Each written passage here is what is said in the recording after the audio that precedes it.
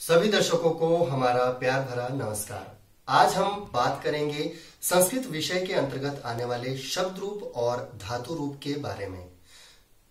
शब्द रूप हम कर्ता के लिए प्रयोग करते हैं। जैसे भी कोई भी वाक्य है तो उसमें तीन चीजें जरूर होती हैं, कर्ता, कर्म और क्रिया। कई बार ऐसा भी होता है कि कर्म नहीं होता, तो कर्ता और क्रिया के विषय में हम जानेंगे।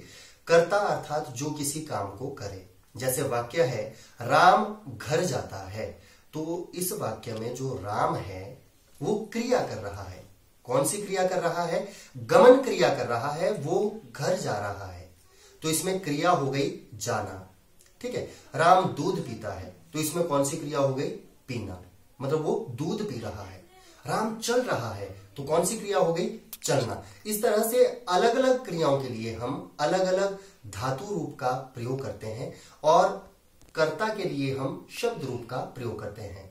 जैसे मैं पाठ पढ़ता हूं, मैं क्या कर रहा हूं? पाठ पढ़ रहा हूं, तो इसमें क्रिया कौन सी है? पढ़ना क्रिया है, जिसके लिए हम पठ धातु का प्रयोग करेंगे। और कर्ता कौन है? मतलब इसमें काम कौन कर रहा है? मैं कर रहा हूं, तो अस्मत् शब्द का प्रयोग होगा। तो इस तरह से कर्ता के अकॉर्डिंग ही क्रिया चलती है। तो आइए धातु रूप के विषय में हम कुछ पढ़ते हैं। जिस प्रकार हम अंग्रेजी भाषा में टेंस पढ़ते हैं, प्रेजेंट टेंस, पास्ट टेंस और फ्यूचर टेंस, उसी प्रकार हमारे संस्कृत भाषा में भी कुछ लकार होते हैं। वैसे लकारों की संख्या 10 है, लेकिन जो पाठ्यक्रम में लगे हैं वो 4 अथवा 5 लकार ही पाठ्यक्रम में लगते हैं। तो इसमें हम सबसे पहले पढ़ेंगे लट लकार के विषय में। लट लकार अर्थात वर्तमान काल। वर्तमान काल माने तो जो समय चल रहा है। जैसे मैं पढ़ रहा हूं, वह पढ़ता है। जिन वाक्यों के अंत में ता है, ती है, ते हैं अथवा रहा है, रही है, रहे हैं आता है, वो वर्तमान काल के वाक्य होते हैं और उनके लिए हम प्रयोग करते हैं लट लकार का। जैसे अंग्रेजी भाषा में हम प्रेजेंट टेंस का प्रयोग करते हैं, वैसे ही संस्कृत भाषा में लट लकार का प्रयोग करते हैं। तो कोई भी धातु याद रखने के लिए सबसे आसान तरीका है इसके प्रत्ययों को याद कर लिया जाए। तो प्रत्ययों के विषय में हम पढ़ते हैं। जैसे कि यहां मैं थोड़ा नजदीक कर रहा हूं। ति, तह, अंति, सी, थह, थ, आमी, आवह, आमह। अब इसमें जैसे मानो हमने पठ धातु चलानी है, जो पढ़ना क्रिया के लिए हम प्रयोग करते हैं, वो धातु कैसे चलेगी? पठति, पठतः, पठन्ति, पठसि, पठथः, पठथ, पठामि, पठावह, पठामह। ये आप जो देख रहे हैं दो बिंदियां, ये हैं विसर्ग। और विसर्ग का जो उच्चारण होता है उसे हम कैसे करते हैं?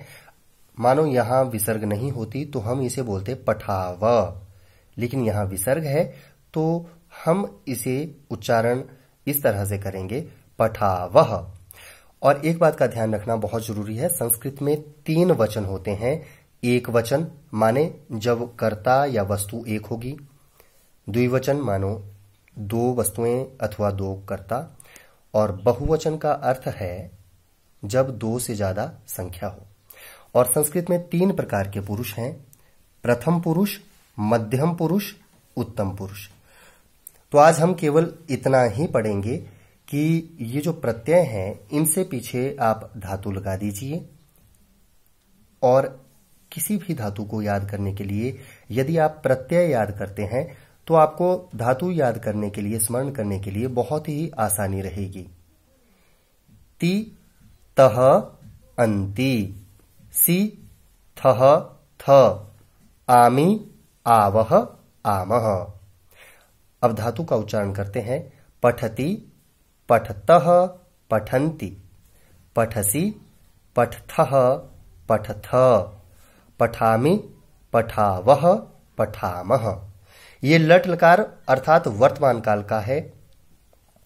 और पठति अर्थात पढ़ता है या पढ़ रहा है। पठामि पढ़ता हूं अथवा पढ़ रहा हूं। इसके बारे में हम बाद में डिस्कशन करेंगे, लेकिन सबसे पहले यह जानना जरूरी है कि इनका उच्चारण हम किस तरह से कर सकते हैं। पठति, पठतः, पठन्ति, पठसि, पठथः, पठथ, पठामि, पठावः, पठामः। उसके बाद लंग लकार का प्रयोग किया जाता है। ङ है ये लंग लकार, अर्थात भूतकाल माने पास्ट टेंस, जो समय बीत गया है। जैसे कि उसने खाना खाया, मैंने पाठ पढ़ा, मतलब जो समय बीत चुका है उसके लिए हम प्रयोग करेंगे लंग लकार का। धातु के जो प्रत्यय हैं वो कैसे चलेंगे? त, ताम, अन, विसर्ग तम, त, म, आव, आम।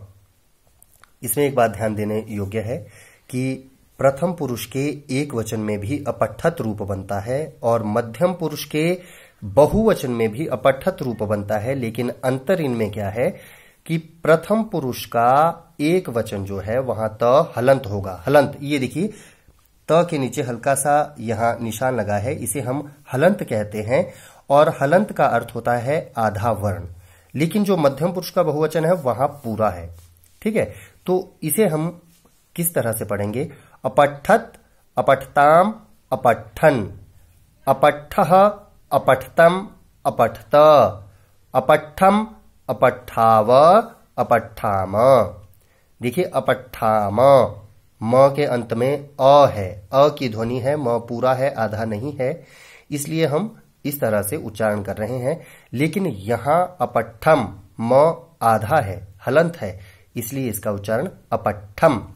एक बार पुनः हम प्रयास करेंगे।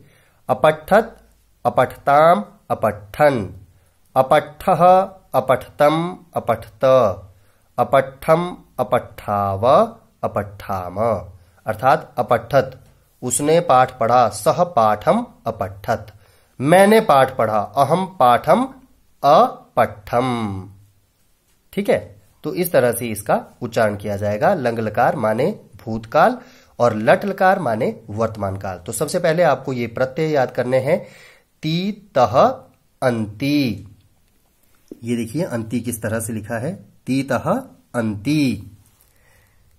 सी, थह, थ, आमी, आवह, आमह। और लंग लकार के प्रत्यय त, ताम, अन, विसर्ग तम, त, म, आव, आम। आज के लिए इतना ही, धन्यवाद।